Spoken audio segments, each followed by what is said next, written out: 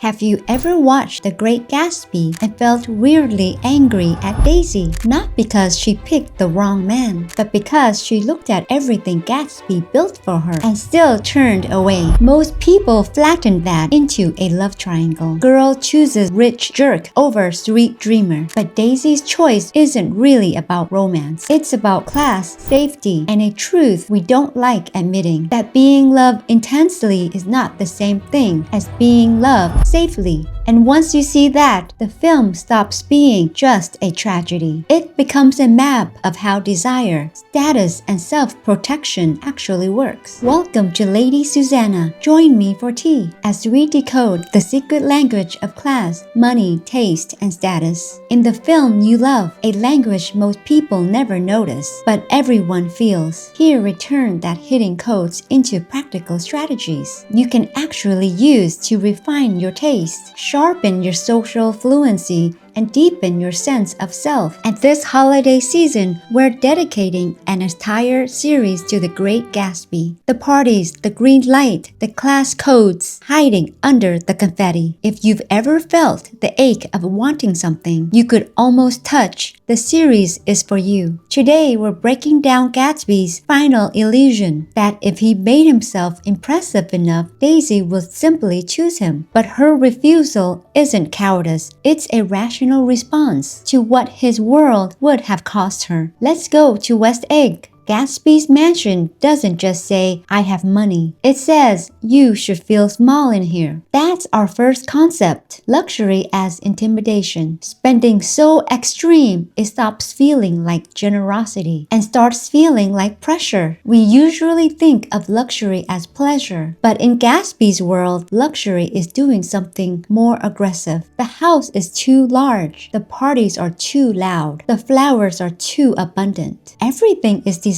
to overwhelm. The point is not merely to impress Daisy. The point is to make the room feel so saturated with wealth that resistance seems ridiculous. And that is exactly why Gatsby's version of luxury is different from Daisy's world. Daisy's East Egg wealth is soft, inherited, almost atmospheric. It doesn't have to announce itself because no one has ever questioned it. Gatsby's wealth is a performance staged at someone. It doesn't invite, it demands. And that demand is exhausting. So when Daisy walks through that mansion, she isn't just seeing beauty, she's absorbing a demand. Every chandelier and imported shirt whispers the same sentence. Look what I did for you, which is romantic on the surface, yet faintly threatening underneath, because it implies she now owes a response proportional to the effort. That is luxury as intimidation, not just spending money, but spending it in a way that makes the other person feel the scale of your effort. Here's the part of Gatsby's tragedy that hides in plain sight.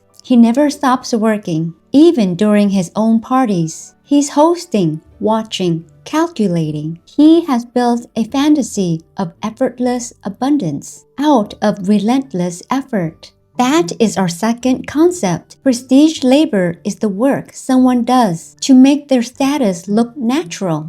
The cruelest part of elite culture is that it hides labor while rewarding the appearance of ease. The ideal rich person is never seen trying. They are just there, calm, elegant, unbothered, as if their refinement grew on them like skin.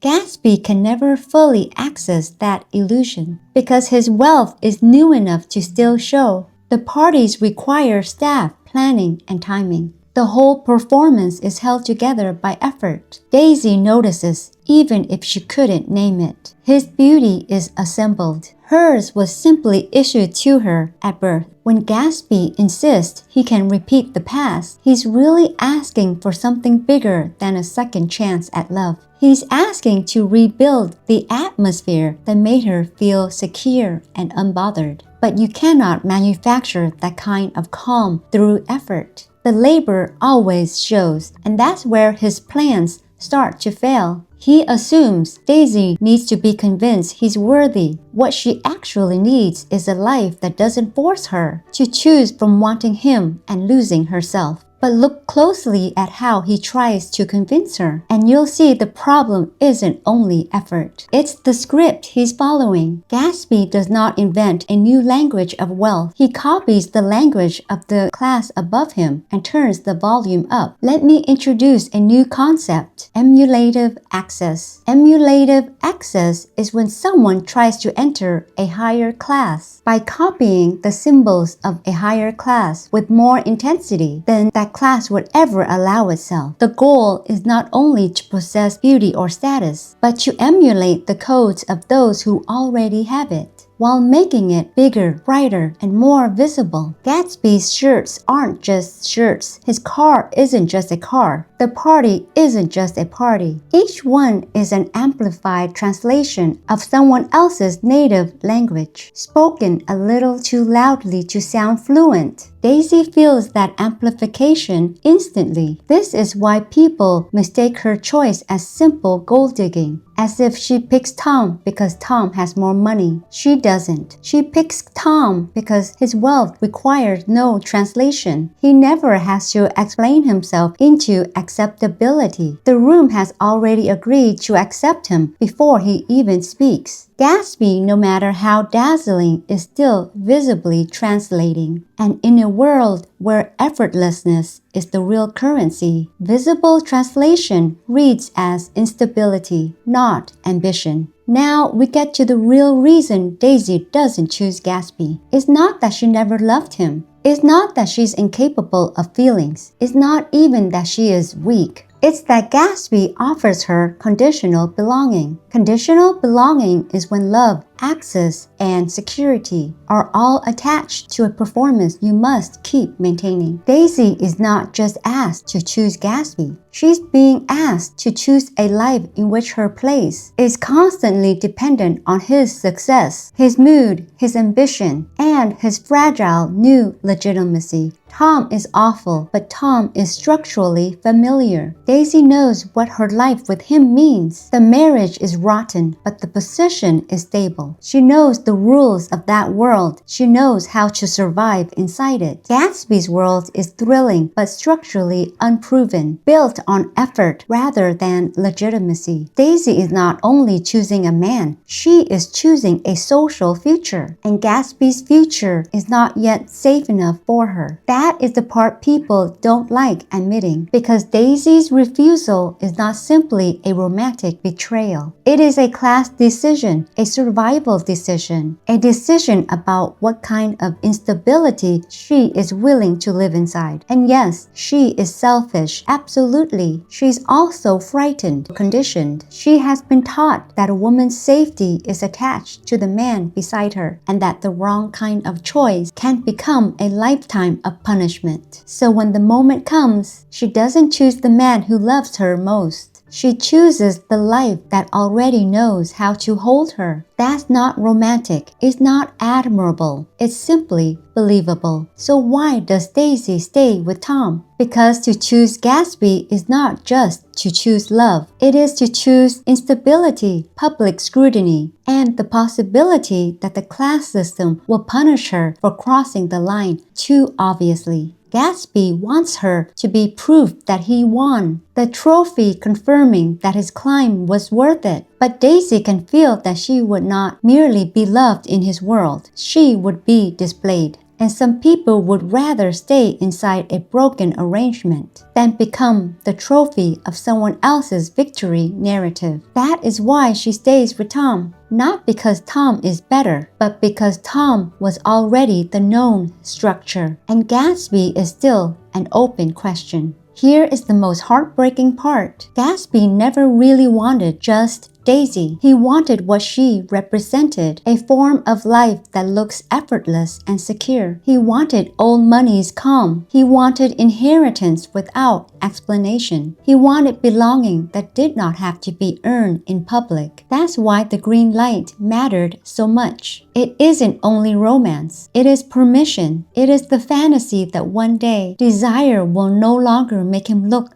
like a man reaching. But Gatsby never gets to stop reaching. That is why the ending hurts. Not because love fails in a generic sense, but because his entire strategy depends on a world that can recognize achievement, but not admit outsiders into ease. He can build the mansion, he can buy the shirts, he can throw the parties, but he cannot make the room forget where he came from. We still live in a world where people confuse ease with worth. We still admire the person who looks like success came naturally. We still feel suspicious of the person who had to work too hard to get there. That is why Gatsby still feels modern, because his tragedy is not just that he wanted too much. It is that he wanted it in a way the system could never fully bless. And Daisy doesn't choose him, because choosing him would mean choosing visibility, risk, and a future not protected by the class logic she already knows how to survive. It's not romantic,